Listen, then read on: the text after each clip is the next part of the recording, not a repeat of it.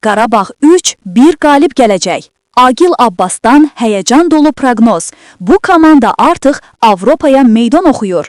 Bugün Çempionlar Liqasının ikinci turu çərçivəsində Azərbaycan çempionu Qarabağ klubu öz meydanında Danimarkanın Kopenhagen komandası ilə qarşılaşacaq. Tofiq Bəhramov adına Respublika stadionunda baş tutacaq oyuna saat 20:45-də start veriləcək.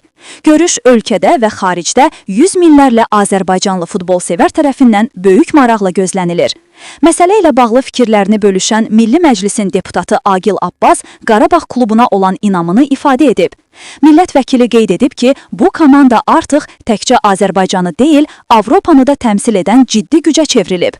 Qarabağ illərdir sübut edir ki, böyük turnirlərdə çıxış etmək üçün yetərli təcrübəyə malikdir.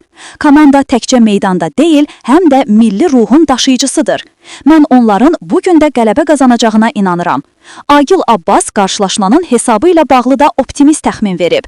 Fikrimcə, bugün Qarabağ 3-1 hesabı ilə qalib gələcək. Rəqib güclü olsa da, bizdə həm motivasiya, həm azərkeş dəstəyi, həm də təcrübə var. Deputat əlavə edib ki, belə maçlar təkcə idman deyil, həm də diplomatik və milli mənəvi baxımdan önəmlidir. Qarabağ artıq təkcə futbol klubu deyil, Azərbaycanın qürur simvoludur.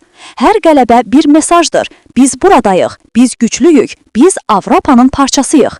Sual, sizcə Agil Abbasın 3-1 hesablı proqnozu nə dərəcədə realdır? Qarabağ bugün azərkeşlərin ümidlərini doğrulda biləcəkmi?